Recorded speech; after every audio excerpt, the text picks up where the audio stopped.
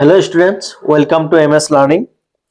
আজি আমি আৰম্ভ কৰিম বা আলোচনা কৰিম ক্লাস 9 ৰ গণিত সাবজেক্টৰ পূৰ্ণ আলোচনা যেটো চেপ্টাৰ আছিল ইয়াৰ উদাহৰণ 11 এই উদাহৰণ 11 টো আজি আলোচনা কৰিম। ইয়াৰ আগৰ যিবিলাক আছিল অংক 1 ৰ পৰা 10 লৈকে এটো আগৰ ভিডিওত আপলোড কৰি দিয়া হৈছে, তোমালোক লাগিলে চাই লবা, তাত অতি ইজি পদ্ধতিত কৰি দিয়া হৈছে। আৰু যদি বুজি পোৱা তেনেহলে চেনেলটো সাবস্ক্ৰাইব কৰি ৰাখিবা আৰু লাইক কৰিবলৈ নাপাহৰিবা। Number 11 to চোৱা 2019 চনৰ সপ্তদশ লোকসভা নিৰ্বাচনত এটা সমষ্টিৰ মুঠ ভোটদাতাৰ 80% ভোটদান হৈছিল। তাৰমানে এটা ভোটদাতাৰ কিমান হৈছিল 80% ভোটদান হৈছিল এটা সমষ্টিৰ। তাৰমানে এইটো 19 চনটো বাদ দিয়া, কেৱল কি এটা সমষ্টিত টোটাল ভোট হৈছিল কিমান 80% ভোটদান হৈছিল। এজন প্ৰাৰ্থীয়ে 65% পাইছিল। তাৰমানে এজন প্ৰাৰ্থীয়ে তাত যিখিনি ভোট হৈছিল 80% জিছিল, তাৰ 65% তেও পাইছিল আৰু পাই কিনে কি হৈছিল নিৰ্বাচনত জিকিছিল। ইমান পাৰ্সেন্ট ভোট পাই জিকিছিল। তেও পোৱা মুঠ ভোট কিমান আছিল, মানে যে জিকিছে তেও পোৱা মুঠ ভোট আছিল 572000। সমষ্টিত মুঠ ভোট ভোটাৰৰ সংখ্যা কিমান আছিল, তাৰমানে সমষ্টিত আসলতে ভোটাৰৰ সংখ্যা আছিল কিমান। 80% ভোট দিছিল, টোটাল ভোট পাইছিল কিমান কিমান, আৰু 65 ইয়াৰে 65% ই জিকাৰ কাৰণে ভোট পাইছিল। গতিকে আমি প্ৰথমতে ধৰি লব লাগিব যে যেটো ওলাব দিছে এইটো সমষ্টিত মুঠ ভোটদাতাৰ এই ভোটাৰৰ সংখ্যা কিমান। ধৰা হল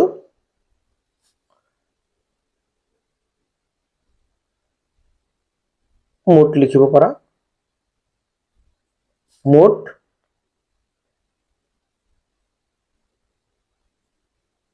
ভোটাৰৰ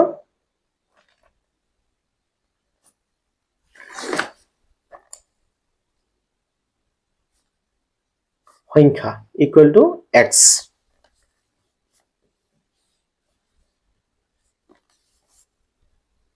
যেহেতু ভোটাৰৰ সংখ্যা গতিকে আমি x জন বুলি লিখিব পাৰিম।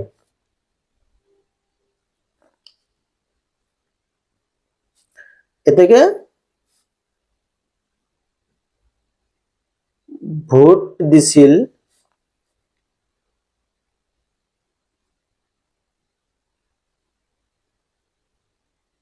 কিমান হ'ব, আমাক কি কৈছিল যে 80% ভোটদান হৈছিল। 80% ভোট দিছিল কাৰ, ইমান যিখিনি আছিল ভোটদাতা তাৰ 80%। ভোট দিছিল কিমান জন x into 80%। গতিকে এটো ভাঙি দিয়া, x into কিমান হ'ব 80 divided by 100। তাৰ মানে কি হ'ব 0 0 cancel, আৰু যদি 2 এৰে কাটি দিয়া 2 এৰে কাটি দিলে 4, 2 এৰে কাটি দিলে 5, তাৰ মানে 4x divided by 5। আৰু কি কৈছে ইয়াৰ 65% ভোট জিকা মানুহজনে পাইছে। তাৰমানে গতিকে কি হ'ব সো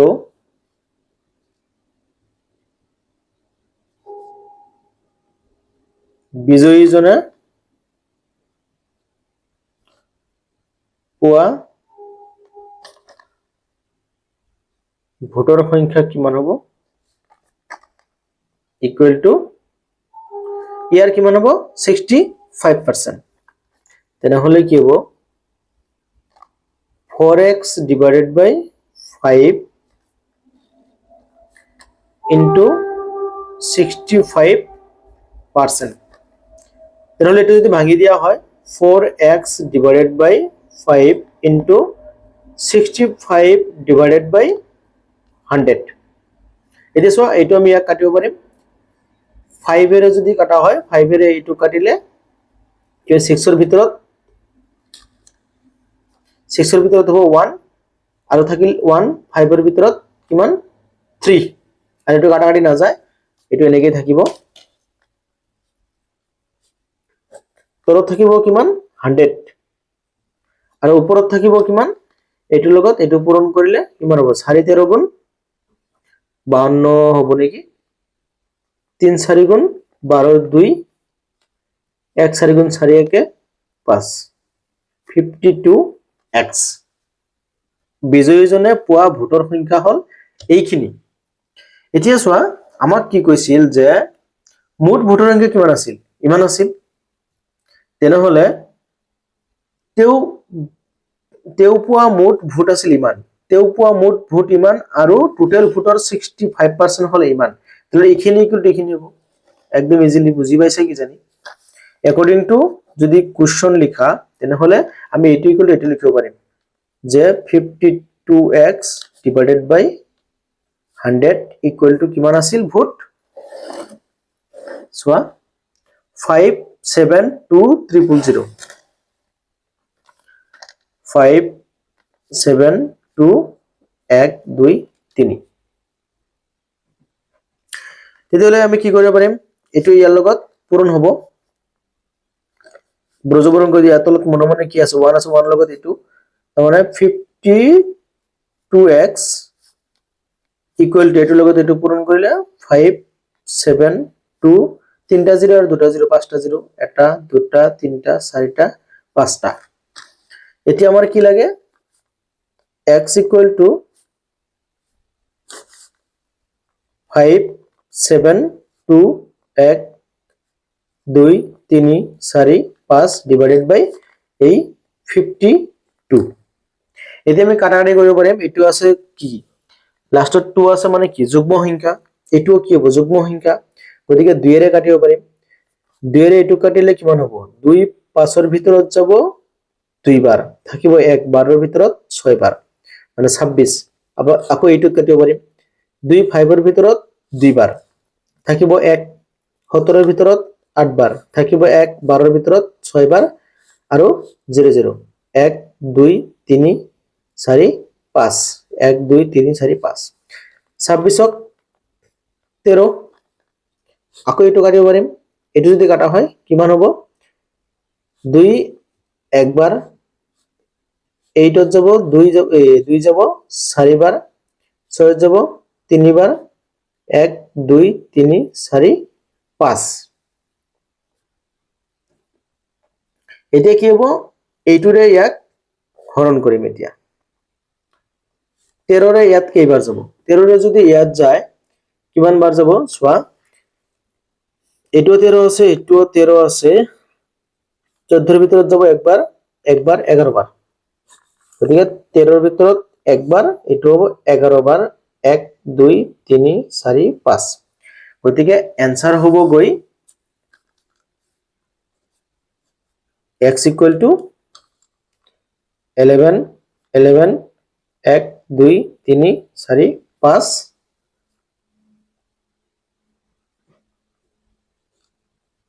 জন তাৰ মানে কি হল যে আমাৰ মুঠ ভোটাৰৰ সংখ্যা কিমান আছিল সো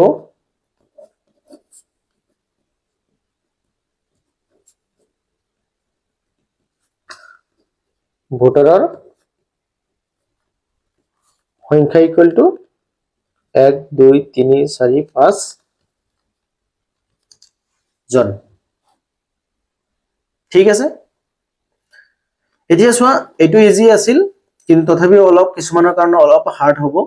এতিয়া চোৱা আমি কোনটো আৰম্ভ কৰিম নেক্সট নাম্বাৰটো চোৱা 12 নাম্বাৰ 12 চোৱা উদাহৰণ নম্বৰ 12 এটা বস্তুৰ বিক্ৰী মূল্য আছিল ইমান টকা মানে বিক্ৰী কৰিছিল 1800 টকা বিক্ৰী কৰি লাভ পালে ইমান টকা মানে 1800 টকা যে বিক্ৰী কৰিছিল তাত লাভটো আছিল গতিকে কিনা দামটো প্ৰথমতে আমি উলাই লব লাগিব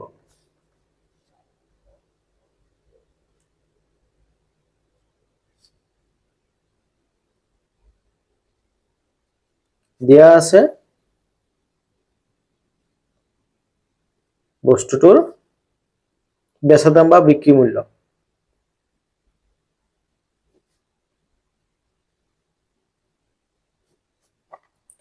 বিক্ৰী মূল্য দিয়া আছে 1800 টকা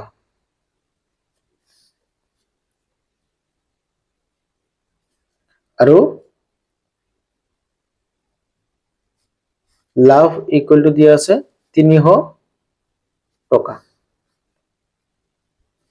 এতেকে কিনা দাম ইকুৱেল টু কিমান হ'ব বিক্ৰী মূল্যত আমাৰ কিনা দামো থাকে কিনা দাম মানে আমি বস্তু এটা যেতিয়া কিনো কিনাৰ পিছত বিক্ৰী কৰো যে তাত কিন্তু লাভটো সোমাই থাকে গতিকে এইটোৰ ভিতৰত যে লাভটো সোমাই আছে মানে যিখিনি টকাত কিনিছো তাতকৈ 300 টকা বেছি বেচা হৈছে তাৰমানে গতিকে বস্তুটোৰ দাম কিমান আছে 1500 টকা তেতিয়াহলে 18 টকা বেচিলেহে 300 টকা লাভ হ'ব তাৰমানে বেচা দাম মাইনাস লাভ তাৰমানে কি হ'ব 1800 মাইনাস 300 ইকুৱেল টু 1500 এই 1500 টকা আছিল কি বস্তুটোৰ কিনা দাম তাৰপিছত কি কৰিছে এইখিনি 1500 টকাত কিনি বেচাইছে 1800 টকাত যাতে 300 টকা লাভ হয় আৰু আমাক কোৱেশ্চন কি কৈছে যে লাভৰ শতকৰা হাৰ সো লাভৰ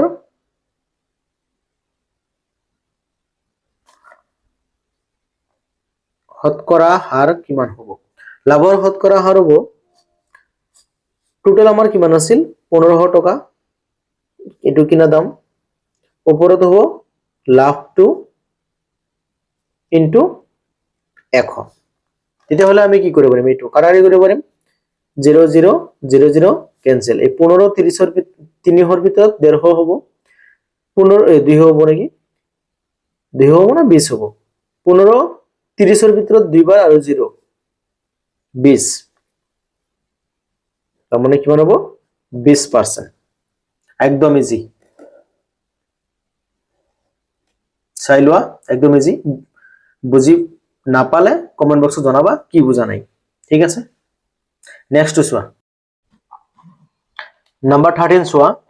দুটা ব্ৰ্যান্ডৰ দুখন ফেন 630 টকাকৈ বিক্ৰী কৰাত দোকানীয়ে এখনত 5% লাভ পালে আৰু আনখনত 10% লাভ লোকসান হল এটাত 5% লাভ পালে আৰু বাকিটোত কি হল আৰু আনটোত কি হল 10% লোকসান হল তেওঁৰ মুঠ কিমান লাভ বা ক্ষতি হ'ব পাৰে তেতিয়াহলে আমি কি ওলাব লাগে মুঠ লাভ বা ক্ষতি ওলাব লাগে এতিয়া চোৱা যদি 5% লাভ হৈছে তেনহলে 100 টকাত কি যদি বস্তুটোৰ দাম 100 টকা আছিল তেনহলে 105 টকাত কি কৰিছে বিক্ৰী কৰিছে তেনহলে আমি কেনেকৈ লিখিব পাৰিম যে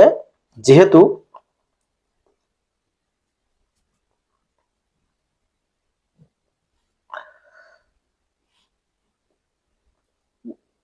দিয়া আছে কিন্তু লিখি লোৱা আগতে দিয়া আছে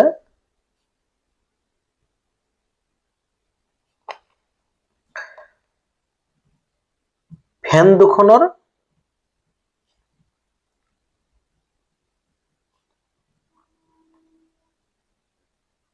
প্ৰতিটো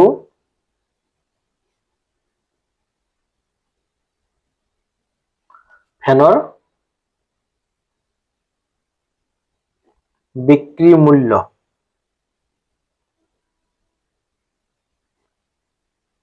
প্ৰতিটো ফেনৰ বিক্ৰী মূল্য কিমান 630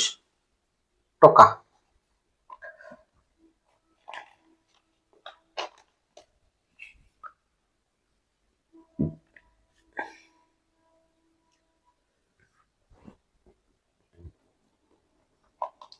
লাভ হৈছে ইমান যেহেতু 5% লাভ হৈছে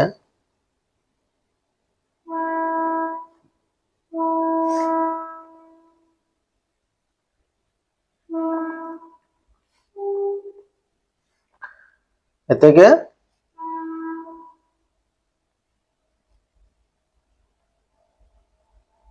ফেনটোৰ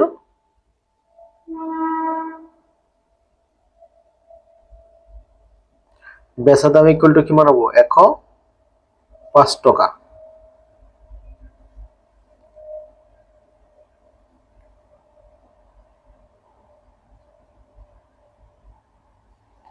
কিনা দাম ইকুৱেল টু কি হ'ব এটা হল 105 টকা বেচা দাম কিনা দাম হ'ব 100 টকা 100 টকা যদি কিনে 105 টকাত বেচিছে মানে 5% লাভত বেচা হৈছে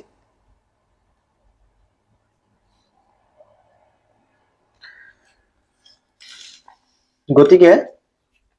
এবার যদি আমি করু কি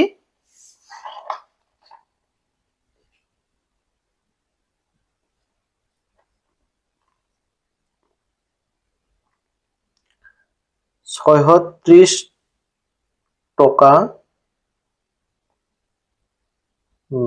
বেচা দামৰ ক্ষেত্ৰত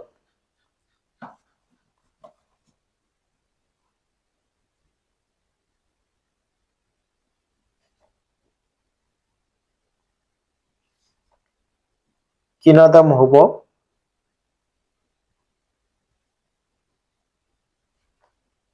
কিমান হ'ব কিনা দাম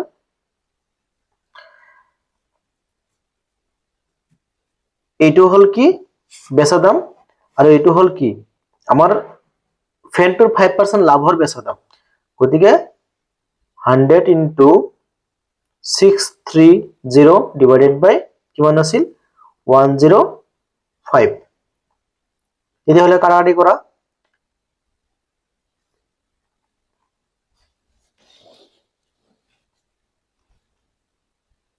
এটো যদি পূৰণ কৰি দিয়া তলত 105 হ'ব ওপৰত পূৰণ কৰিলে 630 আৰু দুটা 0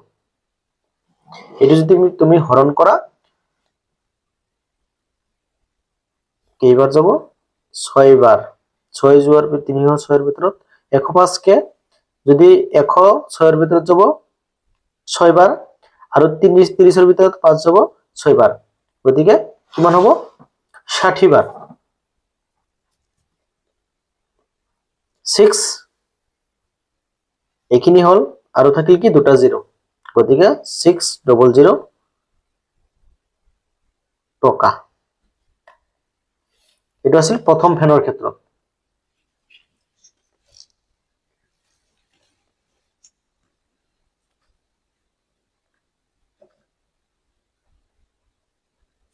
again যেহেতু কিমান পার্সেন্ট ই হৈছিল 10% লস হয় যেহেতু 10% লোকসান হয়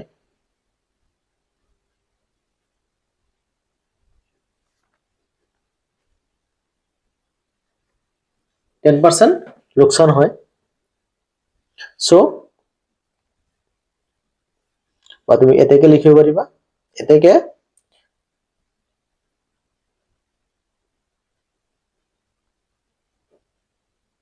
ফেনটোৰ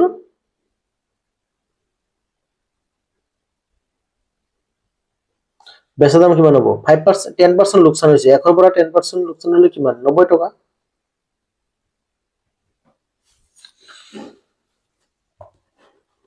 10% লোকসান হলে 90 টকা আৰু বেচা দামটো গেল এতিয়া হল কিনা দাম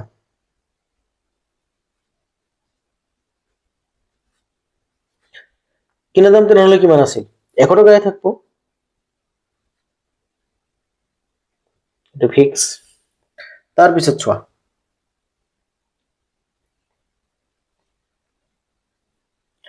সো 630 টকা বেচা দামৰ ক্ষেত্ৰত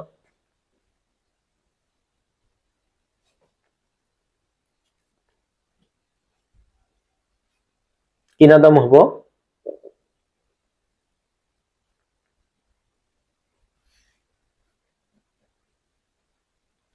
equal to 100 into 630 divided by আমার কিমান হৈছিল লস হৈছিল 90 টকা এটা যদি আমি ক্যালকুলেশন কৰো তলত 90 ৰাখি দিয়া ওপৰটো হিসাব কৰিলে 63 0 এটা 0 তিনটা 0 এটা 0 ক্যান্সেল আকৌ 9 যাব 63 ভিতৰত 9 যাব 7 বাৰ গলে 700 টকা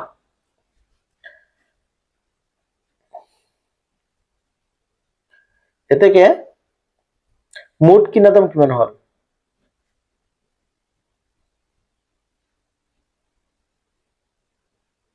মুঠ কিনা দাম হল এটা হল 600 প্লাস 700 কিমান হ'ব 1300 600 700 1300 টকা আৰু মুঠ বেচা দাম আছিল কিমান দুটা বস্তু যেহেতু গতিকে 630 প্লাস 630 ইকুয়াল টু কিমান হ'ব 1260 টকা সো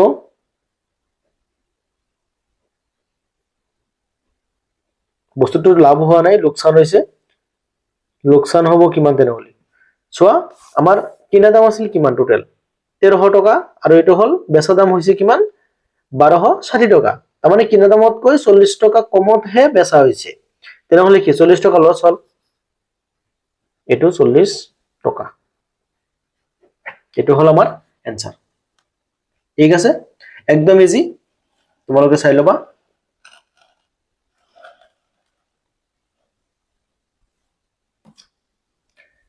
ইয়াৰ পিছত চাবা 14 নম্বৰটো চোৱা তাৰ পিছত চোৱা 14 নম্বৰটো উদাহৰণ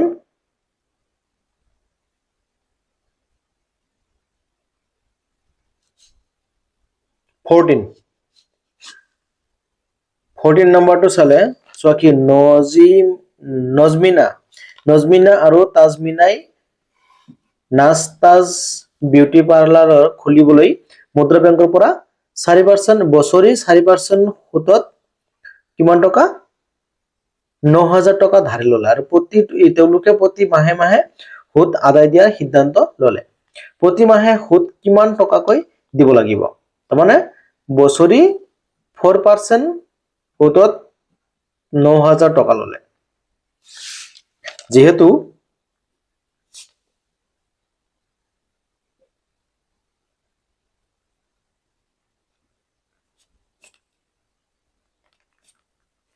তেওঁলোকে 4% সুতত টকা লৈছে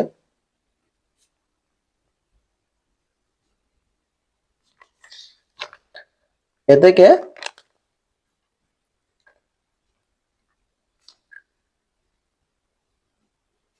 এশ টকাত এক বছৰত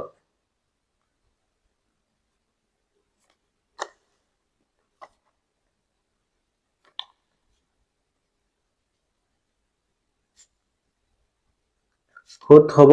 100 টকাত এক বছৰত হ'ব যেহেতু 4% গতিকে কিমান টকা হ'ব 4 টকা হ'ব 4 টকা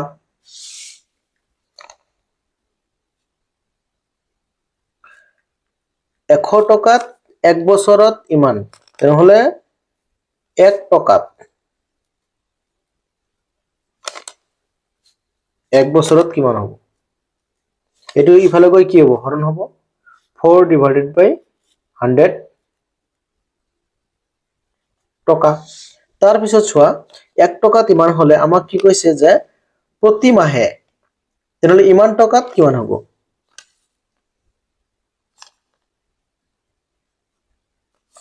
সো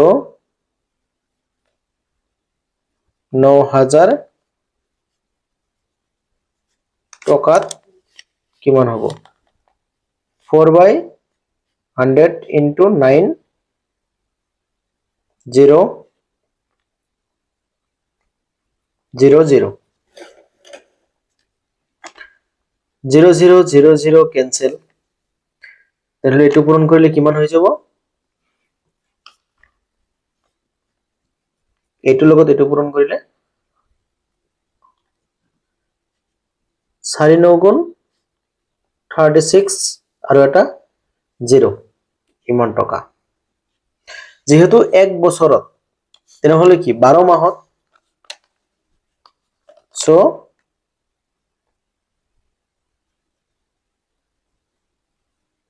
ইমান টকাত 12 মাহত সুত হ'ব 360 টকা এতেকে ইমান টকাত এক মাহত সুদ হ'ব এইটো 12 টো ইফালে গৈ কি হ'ব হৰণ হ'ব মানে 360 ডিভাইডেড বাই 12 টকা এতেকে 12 এইটো হৰণ কৰি দিয়া হৰণ কৰি দিলে কিমান হ'ব 12 3 12 36 30 টকা মানে 30 টকা হ'ব তাৰ মানে কি হ'ব 9000 টকাত এক মাহত সুদ দিব লাগিব কিমান 30 টকা এইখিনি आंसर এইটোৰ নেক্সট নাম্বাৰটো চোৱা 15 নাম্বাৰ এইটো লাষ্ট উদাহৰণ 15 চোৱা 3600 টকা 5 বছৰ বেংকত থলে হয় ইমান টকা সুতৰ হাৰ কিমান হ'ব গতিকে প্ৰথমতে আমি এইটোৰ आंसर ওলাই লও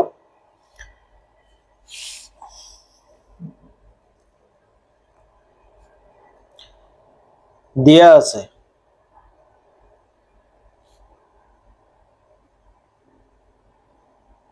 কি দিয়া আছে যে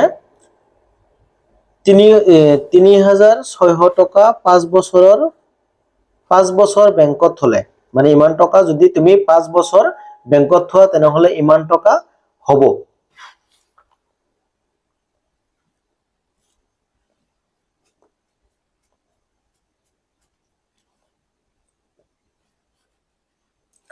দিয়া আছে মূলধন 3600 টকা 600 টকাৰ হুতে মূলে ঠিক আছে হুত আৰু মূল ইকুৱেল টু হ'ব কিমান 5220 টকা এটো আমাক কোৱা আছে ঠিক আছে এতেকে হুতৰ পৰিমাণ কিমান হ'ব হুতৰ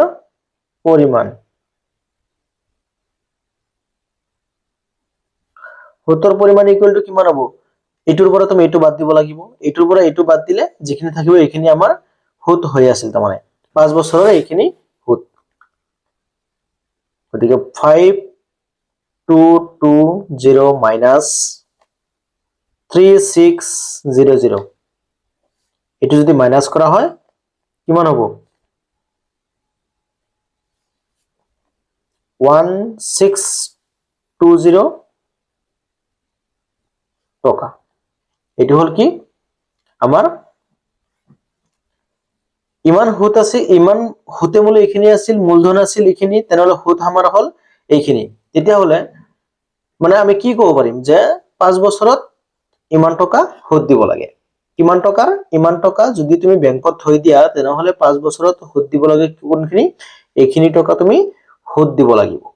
ঠিক আছে তেনেহলে ইয়াৰ হুত কৰা হাৰ ল'ব লাগিব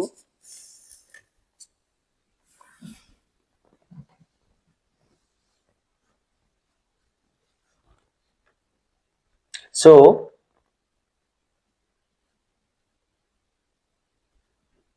100 টকাৰ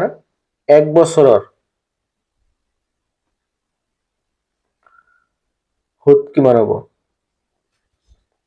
ইকুৱেল টু 1620 ইনটু 100 এটা পূৰণ হ'ব ডিভাইডেড বাই আমাৰ যেটো কি আছিল মূল আছিল কিমান 600 টকা ইনটু 5 এৰে পূৰণ কৰি দিলো তাৰ মানে কি হ'ব যেহেতু আমি 1 বছৰ ওলাইছো আমাৰ এইখিনি আছিল 5 বছৰৰ যেহেতু 1 বছৰ ওলাইছো গতিকে 5 এৰে হৰণ হ'ব 5 এৰে হৰণ কৰিলে তোমাৰ 1 বছৰৰ ওলাই যাব গতিকে এটা কাটাকাটি কৰিম 0 0 0 0 ক্যান্সেল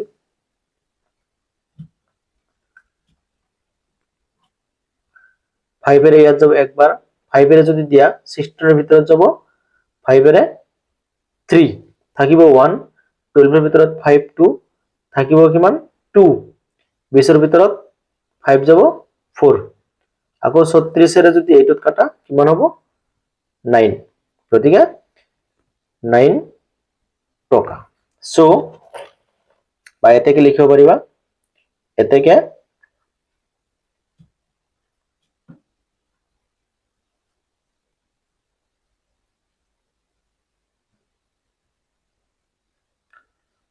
তোৰ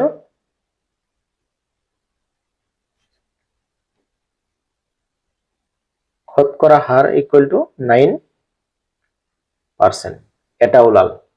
ইয়াৰ প্ৰথম খণ্ডটো এনসাৰ ওলাল। তাৰমানে তাৰপিছত কি কৈছে যে এই সুতত 17 বছৰত ইমান টকা হবলৈ কিমান টকা সেই বেংকত জমা হ'ব লাগিব। ঠিক আছে, তাৰমানে ইমান টকা হবলৈ 7 বছৰত ইমান টকা হবলৈ, যদি ইমান টকা হ'ব লাগে তেনেহলে বেংকত কিমান টকা জমা থব লাগিব। এতিয়া চোৱা আকৌ কি দি আছে,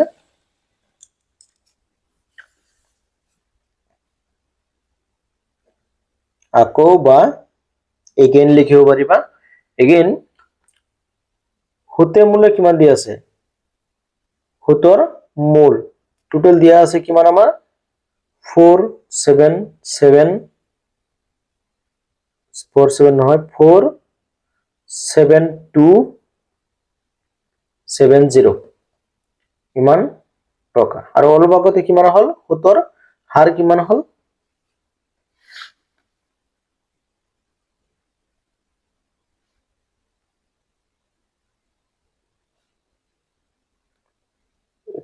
হ'ব সুতৰ হাৰ ইকুৱেল টু হল 9%। তাৰপিছত হল যে আমাক কি কৈছে যে কিমান বছৰত 7, মানে 7 বছৰত কিমান টকাত হলে ইমান টকা হ'ব।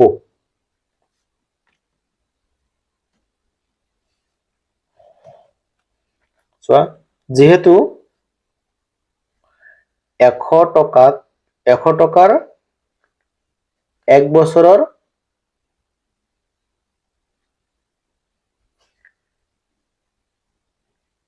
সুত ইকুৱেল টু কিমান 9 টকা, যেহেতু আমি অলপ আগতে পাইছো। সো যেহেতু এতেকে লিখিব পাৰিবা, এতেকে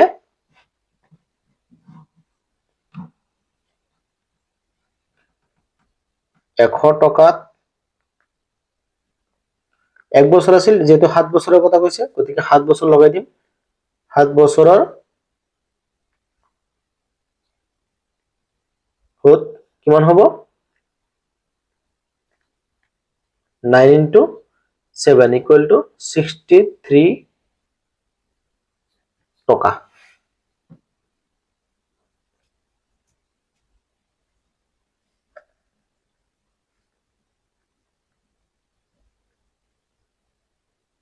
তেনেহলে সুতমূল কিমান হ'ব,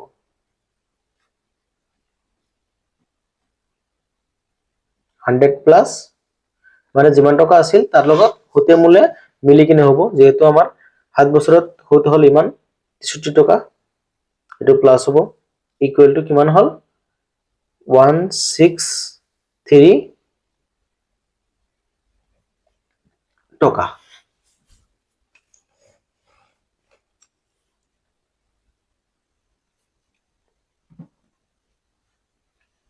যেহেতু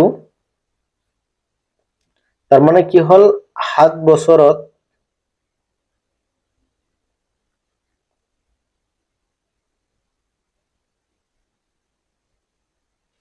সুতমূল 163 টকা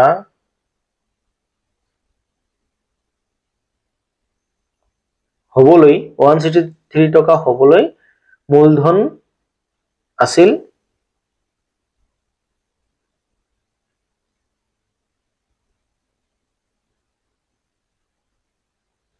কিমান টকা, মূলধন আছিল 100 টকা। মানে 100 টকা যদি মূলধন থাকে তেতিয়াহলে 100 টকাত তোমাৰ 163 টকা কি হয় সুতমূল হয়। তেতিয়াহলে তোমাৰ 7 বছৰত আছিল এইটো ইমান টকা, ঠিক আছে। তেতিয়াহলে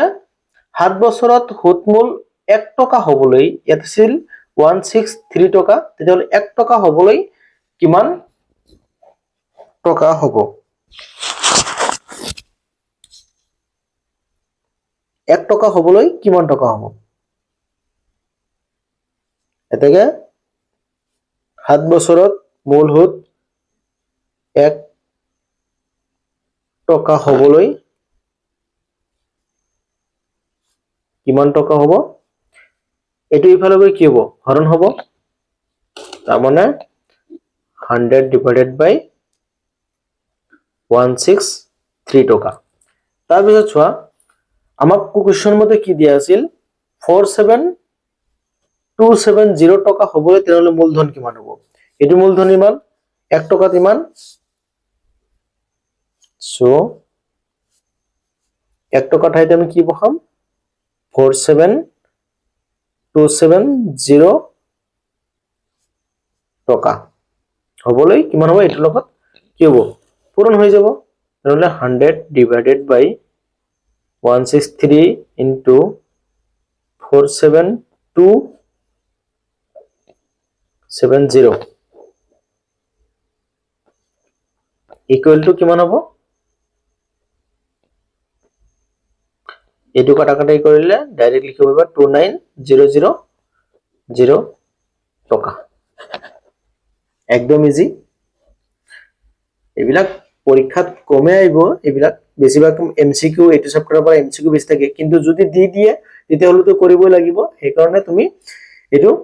চাব লাগিব তাৰ মানে আৰু এবাৰ তোমালোকৰ সিলেবাসটো ইমান অলপ সৰুয়ে গতিকে তোমালোক অলপ মনোযোগেৰে চাবা নিশ্চয় ভাল মাৰ্ক পাবা বুলি আশা কৰিব পাৰা